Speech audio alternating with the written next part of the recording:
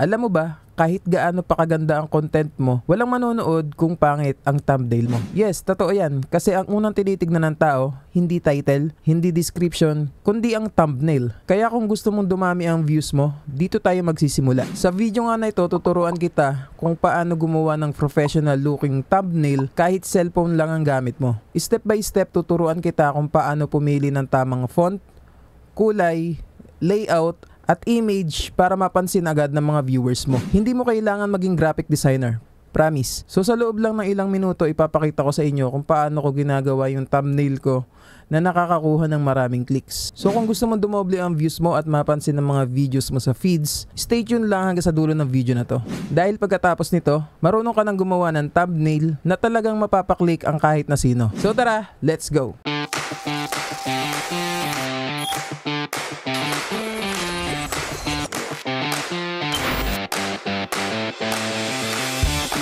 Howdy mga kabady, welcome to my channel, Tricks Body PH here. So another YouTube tips na naman ang i-share ko sa inyo.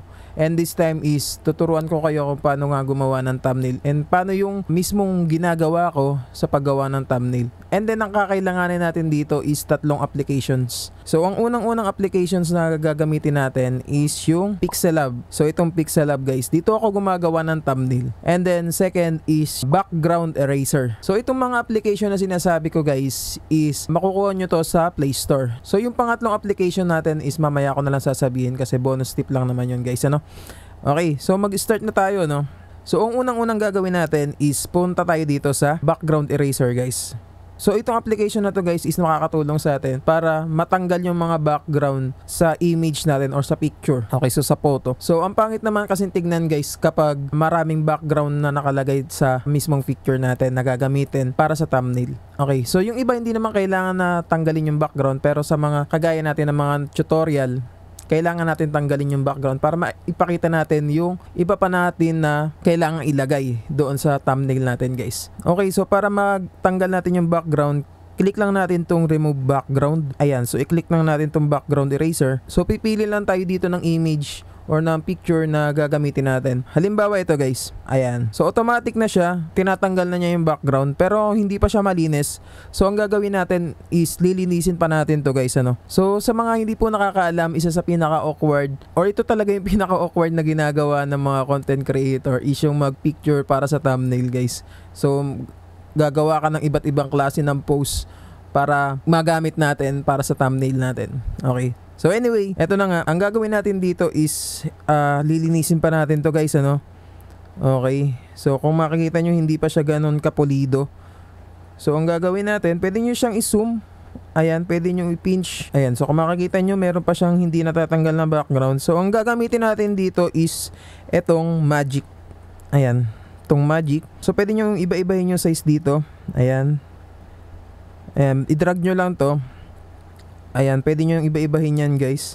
Depende sa gusto nyo. And then yung offset. So pag madalas nyo siyang ginagamit guys is madali nyo na itong matututunan guys. Okay. So dito sa magic, i-erase lang natin yung mga hindi natin gustong makuha dito sa picture na to. Ayan, kagaya nito. Ayan, matatanggal siya guys. So kunwari nagkamali ka, pwede nyo na siyang i-repair. Ayan. So kung makikita nyo dito, ito yung original na image niya. So kung i-repair natin siya, so ipapass forward ko na lang to guys, ano, para hindi na tayo magtagal dito.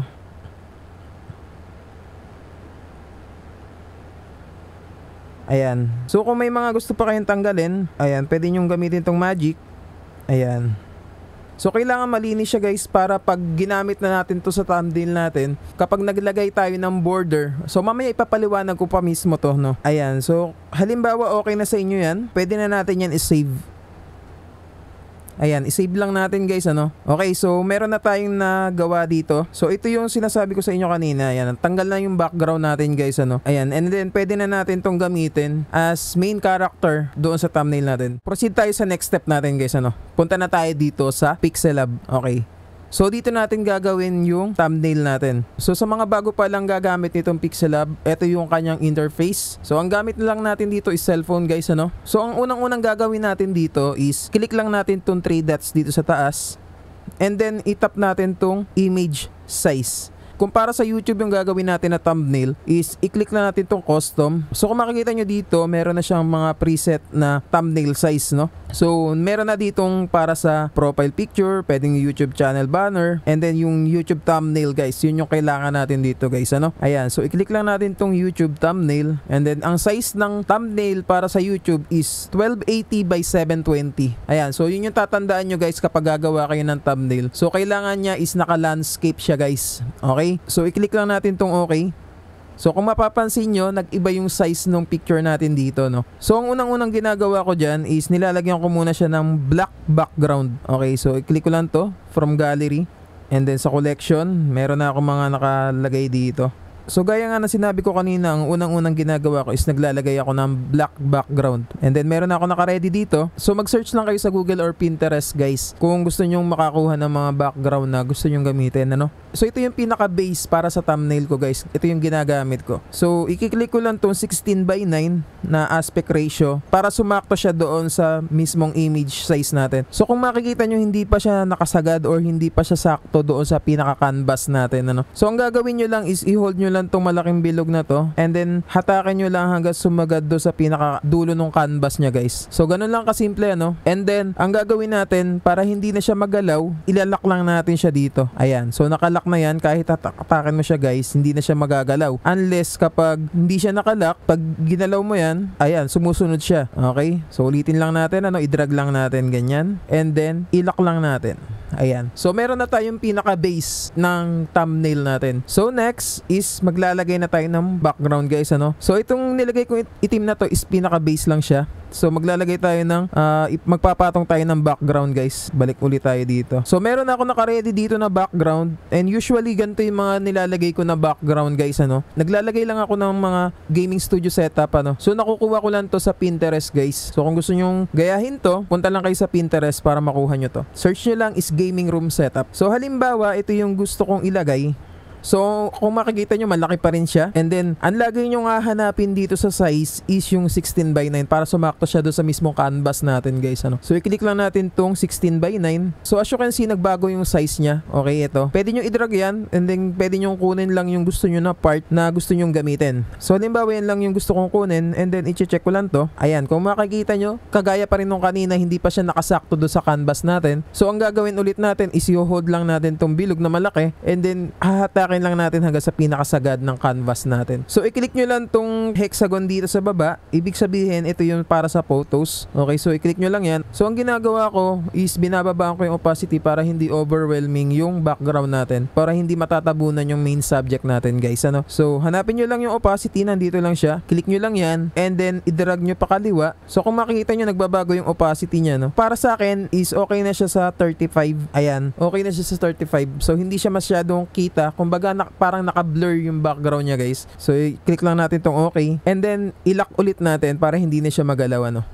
So mamaya pwede nyo naman siyang i-adjust, depende sa gusto nyo. Halimbawa gusto nyo dagdagan yung opacity, gusto nyo mas makita yung background nyo. And then next is maglalagay na tayo ng main subject natin. Sa paggawa natin ng thumbnail, meron tayong tatlong elements na kailangan tandaan. Unang-una is yung main subject, pangalawa is yung text, and then pangatlo is yung graphics or yung add-ons natin or yung mga dapat idagdag natin. Okay, so mamaya ipapaliwanag ko siya sa inyo, no. Okay, so ngayon maglalagay na tayo ng main subject natin, guys, ano. Punta lang tayo dito sa gallery natin. So yung main subject nga natin is yung mismong picture mo, and then kung gusto mong uniform yung thumbnail mo, gusto mo nakikita lagi yung sarili mo or yung picture mo sa mga thumbnail mo, so dapat may mga picture ka na naka-ready ng sarili mo para yun yung ilalagay mo sa thumbnail mo. So ito na nga yung ginawa ko kanina, yung tinanggal natin yung background. Pwede nyo i-crop to, guys. Tanggalin nyo yung mga sobra, yung gusto nyo lang ilagay yung makikita. Halimbawa ganyan. So alisin pa natin dito sa gilid. Ayan, so okay na to. So ang ginagawa ko is nilalagay ko lang siya sa isang side, para doon sa kabilang side is makapaglagay ako ng mga text or ng iba pang image na dapat nating ilagay. Pwede nyo lakihan to. Ayan, pwede nyo lakihan. So depende yan sa inyo, guys, kung anong liking ninyo. So sa akin is medyo lalakihan ko siya. Ayan, so pwede nyo lagyan ng stroke or ng outline. Halimbawa gusto nyo lagyan ng outline siya, guys. Ayan, para magmukhang nagpa-pop up yung image natin. Pero ako hindi na ako masyadong naglalagay nito, no. So tinatanggal ko siya. And then ang nilalagay ko na lang dito is yung shadow.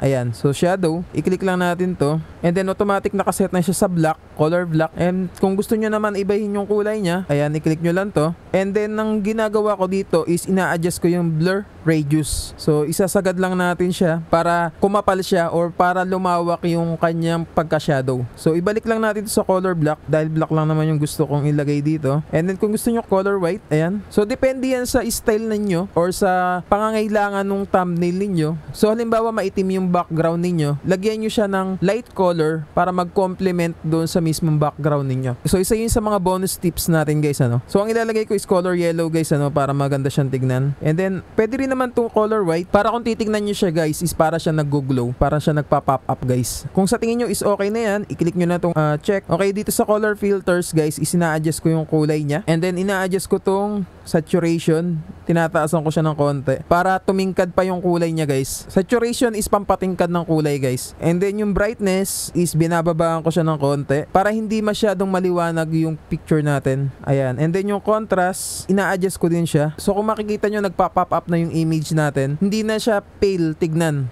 Okay, so hindi na siya maputlang tignan. Okay, so mukhang realistic na yung kulay niya guys. So kung okay na yan sa inyo, i-click nyo na tong check dito guys. And then ilock ulit natin yung image para hindi na siya nagagalaw. So ngayon is maglalagay na tayo ng text. Yung pangalawang element natin guys. So meron na tayong main subject and then yung pangalawa is maglalagay na tayo ng text natin guys. So i-click nyo lang tong letter A dito. Ibig sabihin yan yung para sa text natin guys. And then i-click nyo lang tong plus text. So i-drag nyo lang to. Pwede nyo siyang lakihan. Ayan. Pwede nyo siyang lakihan guys, ano. And then kung gusto nyo siyang i-edit, i-double tap nyo lang. And then ilagay nyo na yung gusto nyong ilagay na text. So ang ilalagay ko dito is thumbnail tutorial. Dahil tungkol sa thumbnail yung gagawin natin, thumbnail lang muna, no? Tapos maglalagay pa tayo sa ibaba yung tutorial naman. So i-click natin tong okay. So kung gusto nyo palitan ng font, ayan, punta lang kayo dito, hanapin nyo lang dito sa ibaba, and then click nyo tong font. And then pwede na kayo pumili ng gusto nyong style ng font dito guys, ano. Halimbawa ito yung napili nyo. Ayan. So ito yung pinaka basic na font natin guys, ano. And then ako kasi is meron na ako naka-ready na font. Okay, so dinownload ko lang to sa thefont.com. So kung gusto nyong gayahin yung font ko is punta lang kayo sa thefont.com. And then kung paano siya i-download is may mga tutorial naman to sa YouTube. And then mag-search na lang kayo guys, ano. So ito yung font ko guys is American Captain.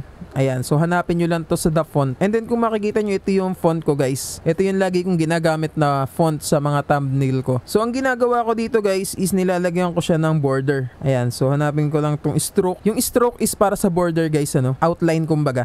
Ayan, so i-click natin yung stroke. Enable natin. So pwede nyo ditong i-adjust yung kapal nung kanyang stroke or ng outline guys. So, pwede nyo dagdagan yung stroke. So, ang ginagawa ko is nilalagay ko lang siya sa 4 guys or 5. 4 or 5 is maganda na yan para sa akin guys. Okay, so depende sa inyo kung ano yung prefer ninyo. Pero sa akin, 5 or 4 is the best na yan para sa akin guys. Okay, so i-click ko lang tong check. And then nilalagyan ko siya ng shadow para mas umangat yung text natin guys. Okay, so i-click ko lang tong shadow. I-enable ko lang to. And then, kamukha do sa main image natin kanina or sa picture natin kanina is yung blur radius is sinasagad ko yan. Ayan, sinasagad ko siya guys. And then kung okay na yan, i-click na natin tong check. Sa kulay naman, kung ano yung prepare ninyo na gamitin na kulay is okay din naman, pero mas maganda gumamit kayo ng mga bright colors para mas madaling mabasa ng mga viewers ninyo. So meron na tayong text dito. Ang gagawin lang natin para mas mapadali yung paggawa nyo ng thumbnail guys. Ito isang bonus tip guys, ano. So kung gusto nyo maglagay pa ng isa pang text or ng iba pang text, i-click nyo lang yung copy para hindi na kayo mag-uulit-ulit ng mga ginawa nyo katulad nung kanina, di ba? So same text na siya do sa unang text natin. So nadoble lang siya. And then ang gagawin lang natin is i-edit lang natin to. So gagawin lang natin siyang tutorial. Okay, so tutorial. Ayan. So okay na yan. So lakihan lang natin siya ng konti para mag-match siya doon sa unang text natin. Ayan. Yung isa is lakihan din natin to guys, ano. Ayan. Ito, lakihan din natin to. So kung makikita nyo guys is nakaibabaw pa siya doon sa mismong picture natin. So para mailagay siya doon sa likuran and then para umibabaw yung mismong picture natin, i-click nyo lang tong layers dito. And then i-drag nyo lang siya, i-hold nyo lang and then i-drag nyo dito pababa. Ayan. So tandaan nyo guys, kung ano yung nasa ibabaw, siya yung mismong nakikita. So kung makikita nyo, nasa likuran na siya nung mismong image natin. So lakihin pa natin to ng konti.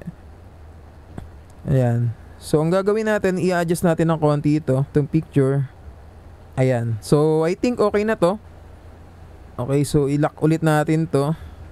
And then ito naman is papalitan natin siya ng kulay guys, ano. So hanapin nyo lang yung color. Ayan. And then gagawin ko lang siyang kulay yellow dito guys. Ayan. So kung makikita nyo, diba yung mga thumbnail ko, ganito yung style. Ito yung mismong step by step process ko kung paano ko siya ginagawa yung mga thumbnail ko guys. So sa tingin ko, hindi bagay yung kulay puti na shadow dito. So papalitan natin siya guys. So palitan lang natin to ng shadow. Gawin lang natin siyang kulay black. Ayan. So ginawa ko siyang kulay black. So ang gagawin natin, ito na yung pangatlong elements natin guys. Yung mga graphics or yung mga add-ons na dinadagdag natin dito sa thumbnail natin. So ilak ulit natin to. So ang ginagawa ko dito para mag-pop up yung mismong image natin is naglalagay ako ng light flare doon sa likuran ng image natin sa may bandang ulo para magmukhang nagpa-pop up yung image natin. Okay, so punta lang tayo dito sa collection guys. Ayan. So ito yung nilalagay ko guys, ano. Ayan. So ito yung nilalagay ko. So mag-search lang kayo sa Google nito guys. Light flare. Ayan. So i-adjust ko lang to, i-drag ko lang dito pababa. So kung makikita nyo siya guys, nagkaroon ng parang ilaw do sa likuran natin sa ulo para lumutang or lumitaw yung mismong image natin guys. Okay, so nagpa-pop up na yung image natin. So dito pwede nyo i-adjust yung opacity nito. Okay, so yung opacity, ayan. And then pwede nyo siyang liitan or lakihan. Okay, so ilak lang natin itong mga text natin. Ayan, so liitan lang natin to. Okay. So ako is masyado ako mabusisi mga kabady sa paggawa ng thumbnail, ano. Sinisigurado ko na nasa tamang pwesto yung mga image natin, yung text, and then yung mga outline. So wala naman masamang magkamali. Practicein nyo lang ng practicein. So habang tumatagal is magiging madali na lang to para sa inyo. So dito sa light flare natin, pwede nyo siyang palitan ng kulay. Okay, so papalitan natin siya ng kulay, ano. Ayan, so kung makikita nyo in-enable ko is naging kulay pula siya. And then pwede nyo siyang gawing kulay puti. Ayan. So sa tingin ko mas okay to. So usually ganito yung mga kulay na ginagamit ko, either kulay yellow, kulay blue, or kulay puti. So nakadepende yan sa mga background na ginagamit ninyo para mag-complement or mag-blend doon sa mga elements na nilalagay natin. So isa pang elements na kailangan nating ilagay dito guys is yung arrow, or so halimbawa may mga sinabi ka na applications, mga tao. So kailangan siyang ilagay sa thumbnail para alam ng viewers mo kung ano yung i-expect nila doon sa videos mo. So halimbawa, 'di ba sinabi ko is Pixel Lab. So yun yung ginagamit ko para sa thumbnail. So yun yung ilalagay ko rito. Ayan. So punta lang ulit tayo dito guys. Ayan. So meron na ako naka-ready dito. Halimbawa sinabi ko is Pixel Lab. Ayan. So ilalagay ko lang siya dito guys. Ayan. So i-adjust nyo lang. Depende sa sukat na kailangan para dito, para makita siya guys. And then kung halimbawa naman sinabi mo is PixArt, syempre kailangan mo din ilagay dito yung PixArt. Ayan. So mga naka PNG style na to guys, ano, para wala na siyang background. So ganyan lang ako gumawa ng thumbnail guys, ano. So dito pwede nyo din lagyan to ng stroke. Ayan. So lagyan natin ng stroke. And then shadow. Ayan, lagyan natin siya ng shadow. Blur radius, adjust natin. Okay, so sagad. And then ito din, lagyan din natin to ng stroke. Ayan. So makikita nyo may outline siya guys na puti, ano. And then lagyan din natin siya ng shadow. Blur radius, adjust din natin. Ayan. So kung may mga gusto kayong i-point out para sa thumbnail ninyo is lagyan nyo siya ng arrow para ituro yung pino-point out nyo. Ayan. So lagyan natin siya ng arrow dito guys. So halimbawa ito, lagay natin tong arrow guys. So liitan lang natin to. Ilak lang natin tong iba para hindi na siya gumagalaw. Ayan. So i-rotate lang natin to guys. Ayan. So aalisin ko lang yung PixArt guys, ano. Ayan, i-delete lang natin yung PixArt. Kasi hindi naman natin siya ginamit. Ayan, para mailagay din natin tong arrow na maayos. Lapit na tayo matapos guys. Ayan. So I think okay na to guys. So kung sa tingin nyo okay na siya sa paningin nyo, is i-save nyo na yan guys. Okay, so para sa akin is okay na to. So sa inyo guys, okay ba sa inyo? I-comment nyo lang sa ilalim guys. And then kung sa tingin nyo natutulungan kayo ng video na to, paki-like yung video, mag-subscribe kayo, and then click the notification bell para lagi kayong updated sa mga YouTube tutorials natin, mga APN tricks at iba pang videos na ginagawa natin. Okay? So maraming salamat sa inyo in advance guys. So yun nga, pwede na natin tong i-save. So i-click nyo lang tong parang disk dito or parang memory card dito guys, no? And then save as image. So ang gagawin nyo lang is click nyo lang tong save to gallery. So okay na yan, huwag na natin panoorin to guys. Automatic na yan, nakasave na yan dito sa gallery natin. Ayan. So ito na yung thumbnail na ginawa natin guys, ano. So kung makikita nyo parang nag-downgrade or nabawasan yung image quality natin. So ito na nga yung pangatlong application na gagamitin natin. And ito yung airbrush guys. So kung gusto natin ma-enhance pa yung image or yung thumbnail na ginawa natin sa Pixelab, ito yung kakailanganin natin guys. Okay, so i-click lang natin tong airbrush. Ito guys. Ayan. So ito yung thumbnail na ginawa natin kay Pixelab kanina. So i-enhance pa natin to and gagawin natin tong high quality yung image na to. Okay. So first, punta lang tayo dito sa skin. Ayan. So dito, pwede natin pakinisin yung mukha natin guys. Ayan. So kung makikita nyo dito, zoom lang natin to. Ayan. So pag binrush mo siyang ganyan, ayan, kikinis yung mukha natin dito. Ayan, pwede pa natin dagdagan yung effects na yan. Ayan. So, ayaw naman natin ng ganyan na parang hindi na natural. So, exit lang natin yan. So, ang gagawin natin dito, i-click lang natin itong dark circles, guys. Ano? So, tatanggalin natin yung mga eye bags natin dito, yung itim sa ilalim ng mata natin, guys. So, i-hovered lang natin to sa tapat nung eye bags natin. Ayan, so kung may mga eye bags kayo guys at gusto nyo matanggal, ayan, so ito yung gagamitin ninyo. So kung makikita nyo, pwede pa natin yan i-adjust dito. Ayan, so ito yung before and after guys, ano. Ayan, so i-click nyo lang to. Ayan, i-hold nyo lang to. Ayan, so kung makikita nyo, natatanggal yung eye bags natin dito. I-check lang natin to. And then next is punta naman tayo dito sa eye brighten. Ayan. So, i-hovered lang ulit natin to sa may tapat mismo nung itim ng mata natin or sa mismong mata natin. Ayan. I-hovered lang natin yan. Ayan. So, i-adjust ulit natin to. And then, i-hold ulit natin tong before and after para makita natin yung pinagkaiba niya guys. Ayan. So, kung makikita nyo, ito yung na-adjust na natin or na-apply na natin yung eye brighten. And then, ito naman yung before. Ayan. So, kung makikita nyo, mas naging clear yung eyes natin dito, guys.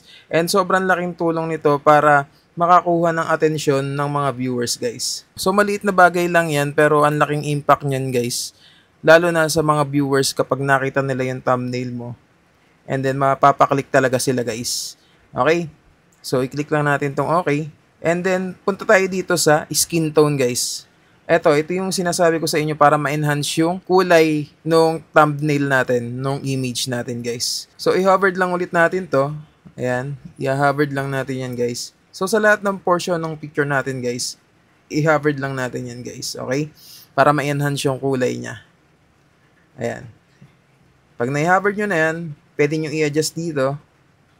Ayan. So, kung makikita nyo, parang nadagdagan yung kulay niya, guys. Parang na-enhance yung kulay niya. So, kapag hinold natin to guys, so makikita natin dito yung pinagkaiba, no? Ayan. So, ito yung bago natin i-apply yung sa skin tone. And then, ito naman yung after natin ma-apply, yung sa skin tone. Ayan. So, parang low quality. And then, boom. Biglang naging high quality yung picture natin dito, guys. Yung image. Okay. So, kapag sa tingin nyo okay na yan, pwede nyo i-adjust din pala yung kulay dito, guys, ano? Depende sa gusto ninyo. Ayan. So, kung medyo light lang yung gusto ninyo, pwede nyo i-click ng pinaka-ibaba. And then, kasi ako, ang nilalagay ko dito, ang ginagamit ko lagi is yung pinaka-dark. Ayan. Para ma-enhance yung kulay niya talaga, guys. Okay. So, kung makikita nyo nga dito. Ayan. So, ito yung before.